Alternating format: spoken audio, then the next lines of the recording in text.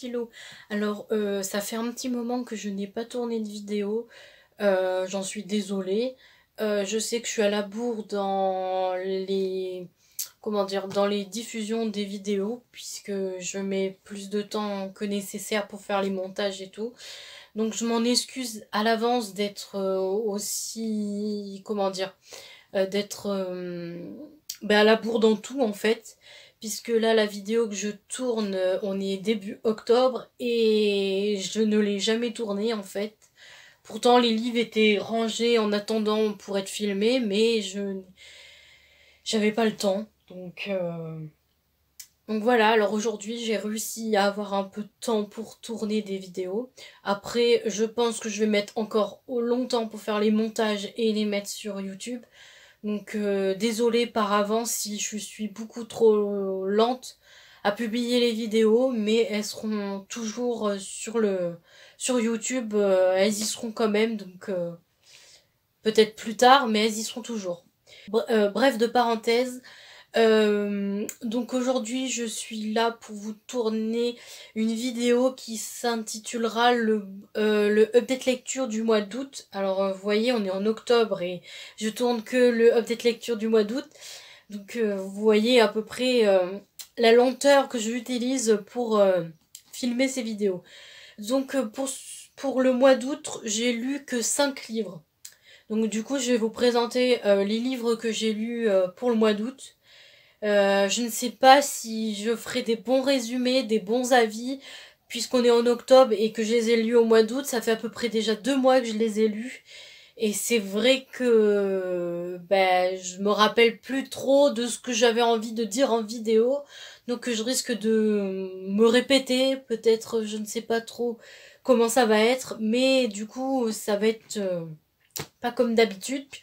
Dans ces 5 livres que je vais vous présenter, il y en a 2 que c'est des qui se suivent. Donc du coup, ça va aller très vite de ce côté-là, puisque je vais vous présenter le premier tome et je vous dirai que j'ai lu le deuxième tome.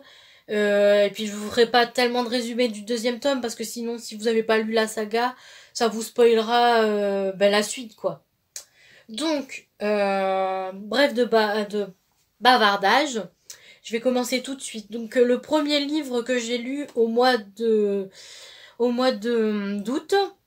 il s'agit du premier tome de la saga Les Vampires de Chicago. Donc de Chloé Neal, si ça se dit bien comme ça, chez Milady dans la collection Beat Lead. Donc j'ai lu ce premier tome donc au mois d'août, donc pour vous en faire un résumé, en sachant que c'est une relecture, puisqu'il y a peut-être, on va dire peut-être 4 ans de ça, ou peut-être 3. J'avais déjà lu les 6 premiers tomes de cette saga, mais comme je ne les possédais pas en livre, et que maintenant j'en ai certains en livre, du coup je me les lis, je me les relis pour pouvoir continuer la saga. Donc du coup, ce tome 1, c'est une relecture puisque je l'avais déjà lu en électronique il y a quelques années de ça.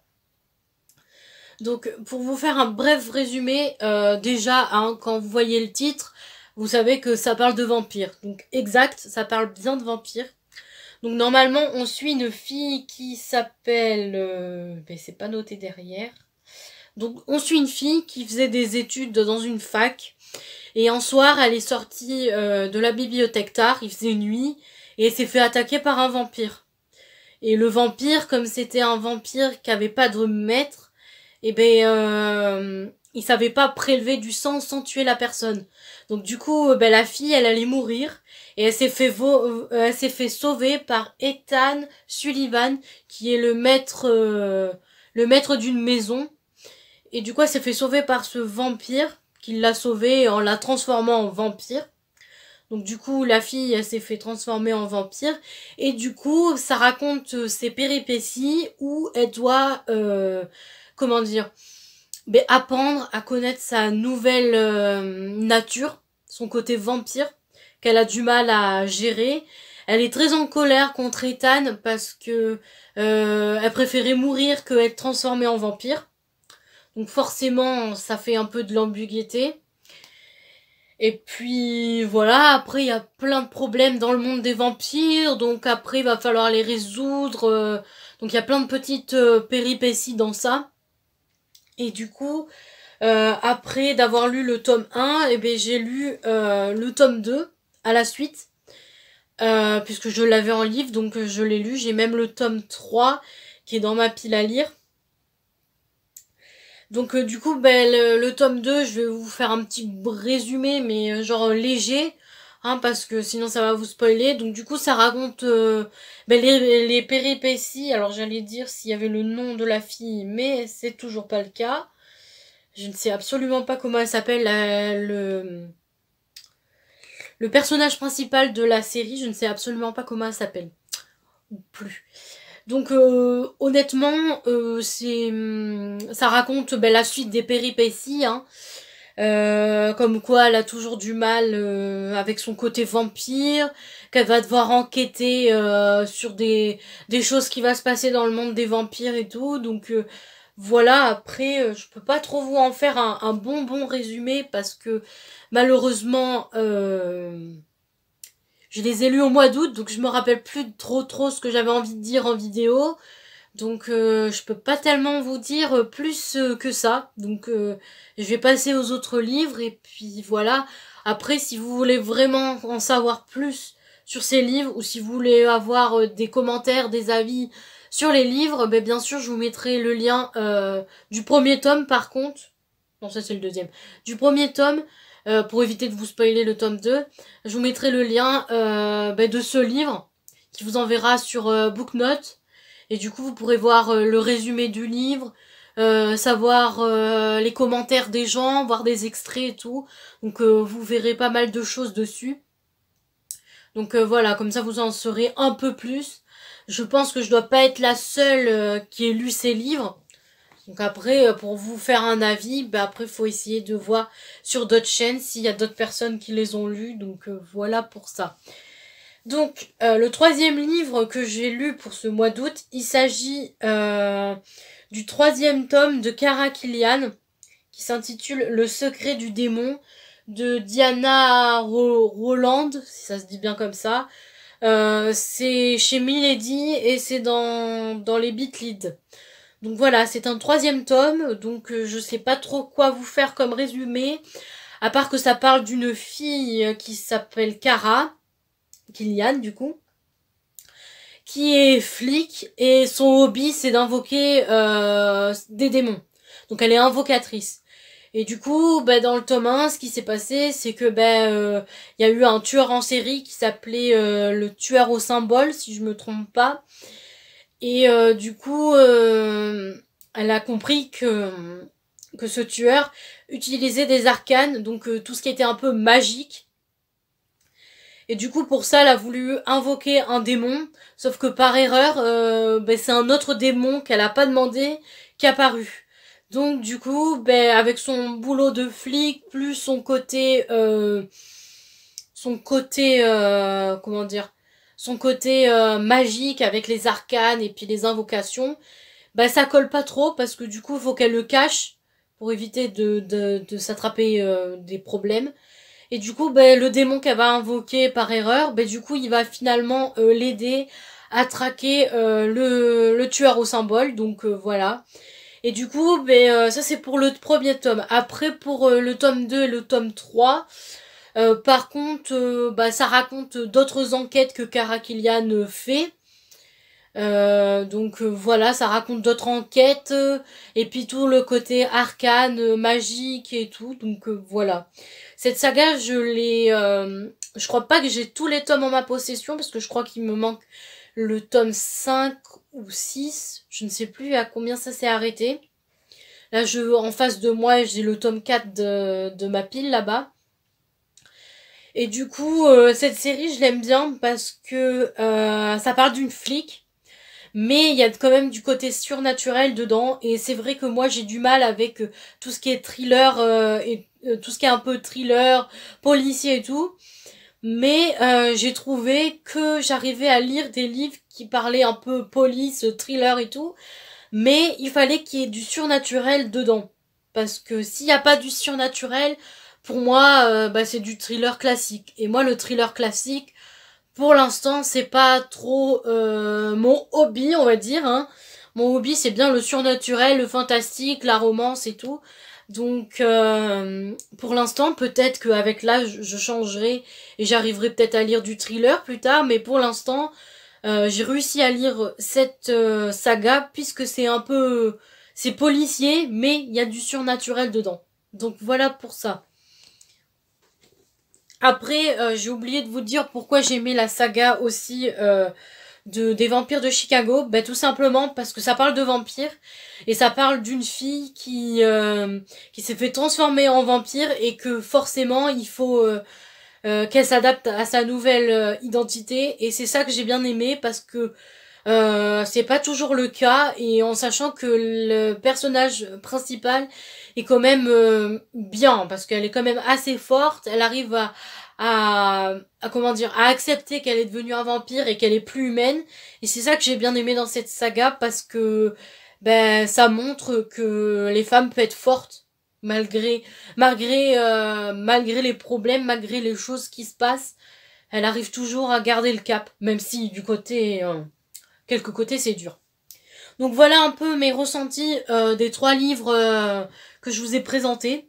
Maintenant je vais passer aux 2 derniers livres de cette update lecture. Alors c'est 2 livres de la même maison d'édition. Alors c'est pareil, je sais pas si j'arriverai à vous faire un bon résumé puisque je les ai lus au mois d'août et que nous sommes au mois d'octobre. Donc forcément je vais peut-être avoir du mal à bien expliquer ce que je ressens, ce que j'ai lu ou du livre. Donc je m'en excuse par avance si mes résumés,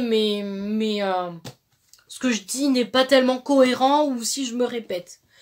Donc du coup, le premier livre que j'ai lu, il s'agit de Midnight Blue de L.J. Shane. Alors désolé pour les prononciations, mais ça a toujours été un problème chez moi. Et c'est chez Hugo Roman. Donc, alors ce livre, je l'ai acheté dès sa sortie. Bon, pas le jour même, hein, bien sûr, mais dans les semaines qui ont suivi sa sortie, je l'ai acheté. Et je peux vous dire que je l'ai dévoré, mais grave. Franchement, je suis bien contente je suis bien contente cette année de pouvoir aller au festival New Romance parce que les Hugo Romans c'est ma vie quoi en fait. Je pourrais pas me passer des Hugo Romans. Donc du coup, Midnight Blue, ça raconte, si je me rappelle bien, parce que c'est vrai que ça fait un petit moment que je l'ai lu et ça fait un petit moment aussi que je me rappelle plus et j'en ai lu d'autres qui je me rappelle très bien. Alors du coup, voilà. Donc Midnight Blue, si je me trompe pas, ça parle d'un garçon qui s'appelle Alex et d'une fille, mais je ne sais pas comment elle s'appelle. Indigo, c'est possible qu'elle s'appelle Indigo, bref. Donc du coup, vous savez bien que les Hugo romans, c'est de la romance. Donc il faut qu'il y ait une fille et un mec, et il y a une histoire d'amour. Sauf que cette histoire, elle est un peu particulière, puisque ça touche la musique. Alors, généralement, j'aime bien les romances qui touchent un peu la musique, parce que ça change des romances classiques, en fait. Donc, voilà. Alors, là, honnêtement, je me rappelle absolument pas de ce livre. Enfin, si, je sais de quoi ça parle, mais comme j'ai lu d'autres livres entre-temps, eh bien, je me souviens plus des autres livres que j'ai lus que de celui-là. Pourtant, je sais que je l'ai bien aimé, que franchement, c'était un livre que j'ai vachement aimé. Donc voilà. Si vous voulez, je vous lis le résumé de derrière, comme ça au moins, ça me fera quelque chose à dire sur le livre et moi, ça me rappellera peut-être ce que j'ai lu. Donc, suivre une rockstar dans sa tournée mondiale, un travail de rêve. Lorsqu'on propose à Indigo d'accompagner Alex Welshson, si ça se dit bien comme ça, le rocker britannique lors de sa série de concerts à travers le monde. Elle n'hésite pas très longtemps, elle a trop besoin d'argent, sa mission est à la fois simple et compliquée. Elle devra le suivre de très près et le surveiller. Alex est beau comme un dieu et mondialement connu. Mais mais pas simplement pour son talent. Il a une très mauvaise réputation d'amateur de substances illégales. Et il s'est retrouvé au cœur de trop de scandales médiatiques. Après l'échec commercial de son dernier album, il n'a guère le choix, il doit réussir sa tournée, afficher un comportement exemplaire et composer très vite de nouvelles chansons. Indigo va devenir l'ombre d'Alex pendant 3 mois. D'hôtel en salle de concert, il déteste cette idée et résolu à la faire fuir au plus vite pour qu'elle ne soit plus en travers de son chemin. Mais Indigo est tout aussi déterminée. Au fil des jours, elle pourrait bien jouer un autre rôle dans la vie d'Alex et trouver le chemin de son cœur. Donc du coup, d'avoir lu le résumé, ça m'a rappelé l'histoire. Et oui, je me rappelle. En fait, il s'agit d'une rockstar, donc Alex. Et Alex, c'est une rockstar. Il a fait de la musique. Sauf que il a eu des hauts et des bas. Et du coup, il a été, comme ils disent, des substances. Il a beaucoup abusé des substances illégales. Donc la drogue, l'alcool et tout ça. Et du coup, je crois que si je me trompe pas, il a fait des trucs désintox. Voilà, il allait en désintox. Et du coup, à sa sortie de désintox, son manager ou son agent, je sais plus si c'est son manager ou son agent, qui lui dit que s'il reprend pas, que s'il se reprend pas, sa carrière pourrait être vraiment finie. Alors du coup, ce qui se passe, c'est que son agent va lui trouver une fille pour pouvoir le surveiller, pour pouvoir surveiller qu'il prend pas de drogue, qu'il boit pas, qu'il fait pas de bêtises, quoi. Pour éviter de foutre sa carrière en l'air. Et du coup, cette fille, elle a des soucis familiales. Et du coup, elle a besoin d'argent pour pouvoir vivre et pour survenir aux besoins de sa belle-sœur, je crois, et son frère. Donc, du coup, elle a besoin de cet argent. Et ce qui se passe, c'est que Alex, il veut absolument pas que Indigo vienne le surveiller, le chaperonner. Alors du coup, au début, il se passe des petits problèmes. Il veut la faire fuir, mais elle est tenace parce qu'elle veut cet argent. Donc elle reste jusqu'au bout. Bon. Donc voilà. Et ce qui se passe, c'est que forcément, au bout de certains temps, leur relation change et ils vont finir par tomber amoureux. Alors je vais pas trop vous dire plus, sinon je vais trop vous spoiler l'histoire. Mais en gros, voilà.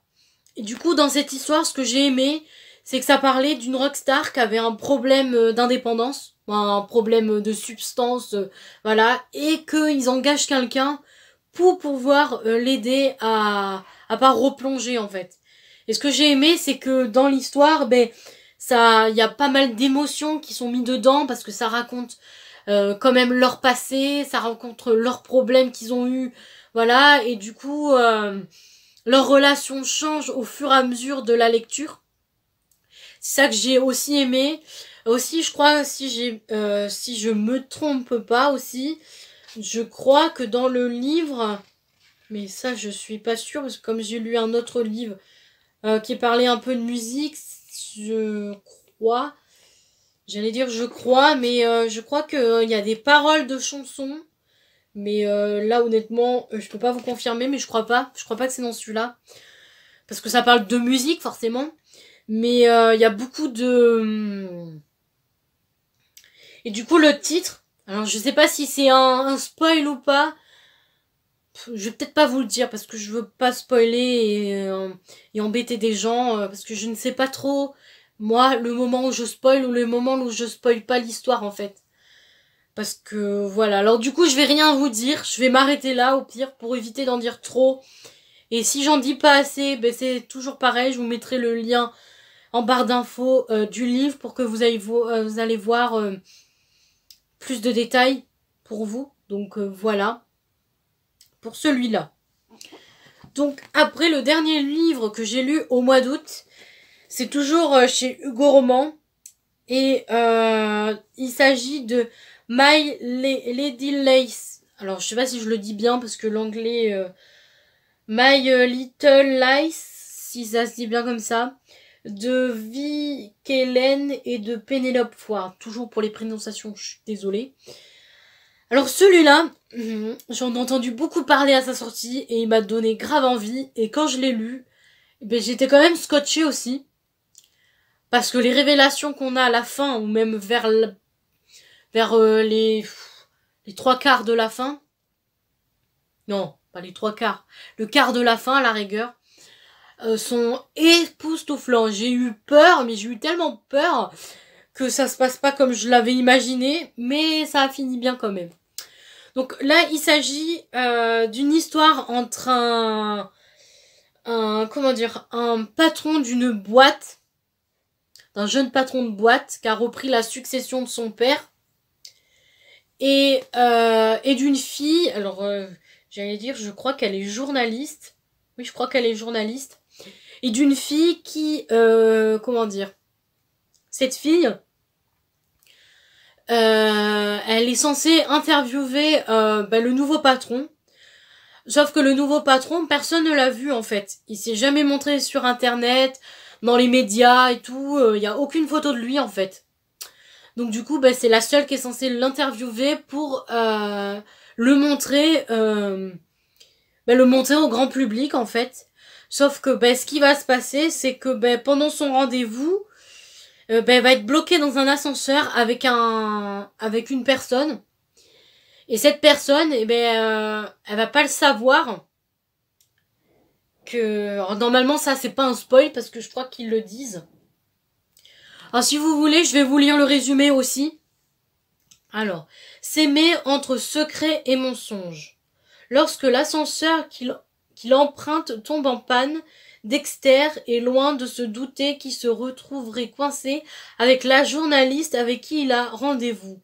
Bianca travaille pour un magazine financier et a été chargée de rédiger un article à propos de Dexter. De Dex. Cet homme d'affaires mystérieux, méconnu du grand public. Alors que la conversation s'engage entre eux dans l'ascenseur, immobilisé, Bianca ne fait pas mystère de son aversion pour les hommes de son genre, trop riches et privilégiés. Dex préfère alors lui cacher son identité et se faire passer pour un simple coursier. Mais un mensonge en appelle d'autres et il se retrouve rapidement dans une situation très épineuse. Il n'avait pas prévu qu'il partagerait une telle alchimie avec Bianca et que la vérité deviendrait si difficile à dévoiler. Dex est prêt à se battre pour ne pas perdre Bianca, mais il ne sait pas encore que cela risque d'être plus compliqué qu'il ne le pense.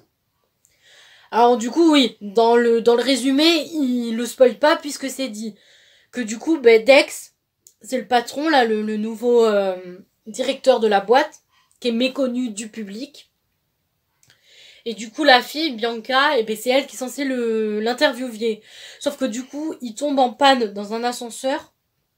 Et du coup, Bianca, elle déteste les hommes d'affaires. Et du coup, elle le dit. Sauf que Dexter, lui, quand il voit que Bianca, la journaliste, le déteste, lui, il préfère mentir sur son identité, en fait. Et du coup, le souci, c'est que de mentir sur son identité, ça va mentir sur tout, en fait. Et du coup, comme on dit, mensonge sur mensonge, ça fait beaucoup de mensonges et ça crée des problèmes. Sauf que quand il va arriver à lui avouer la vérité, en fait, il va pas s'imaginer que c'est encore plus compliqué que de dire la vérité, parce qu'il va se passer plein de choses en fait. Et moi, ça m'a scotché, parce que je pensais pas qu'il allait se passer des choses comme ça, moi. Alors du coup, j'ai adoré ce livre puisque les secrets, les mensonges, ça bouffe la vie en fait. Quand tu dis des mensonges et que tu gardes des secrets sur toi, ça te bouffe en fait. Et du coup, t'es pas bien après. Et du coup, c'est ce que j'ai aimé parce que ça parle de beaucoup de mensonges, de vérités cachées, des mensonges avec les parents, plein de mensonges avec plein de gens en fait. Donc du coup, c'est pour ça que j'ai aimé ce livre en fait. Tout simplement puisque c'était une bouffée d'air frais. Donc je sais que Penelope Ward a écrit pas mal de bouquins. J'en ai quelques-uns, je crois que c'est Playboy... Ouais, Playboy Pilote que j'ai dans ma pile à lire. Que je devrais lire prochainement aussi, mais pas dans l'immédiat parce que j'ai bien trop de livres à lire pour le festival et aussi pour le challenge. Donc pour l'instant, voilà. Donc du coup, voilà pour ce livre. Je ne sais pas si je vous en ai fait un bon résumé, un bon avis de ma part. Ça fait un petit moment que je l'ai lu, comme je le répète assez souvent dans cette vidéo, que ces livres, je les ai lus au mois d'août et qu'on est au mois d'octobre quand je tourne cette vidéo. Donc forcément, ça fait un petit moment que je les ai lus, donc un petit moment que l'histoire est passée, quoi. Donc du coup, voilà, c'est tout pour cette vidéo. Je ne sais pas ce que je pourrais en rajouter de plus. Je vous ai présenté les 5 livres que j'ai lus au mois d'août. Donc je peux pas en faire plus. Donc voilà, comme toujours, je vous mettrai les liens des livres en barre d'infos pour vous expliquer tout et pour que vous puissiez aller voir plus, comment dire, plus de résumés, plus de choses sur le bouquin, bah, ça sera en barre d'infos. Donc je vais vous laisser avec ça. J'espère que vous lisez bien, que vous passez des bons moments avec la lecture. Moi en tout cas, je suis peut-être en retard dans les vidéos, mais je continue toujours à lire, ça, y a pas de doute. Donc je vais vous laisser avec ça, et puis je vous dis à plus tard pour une prochaine vidéo. Bisous, à plus!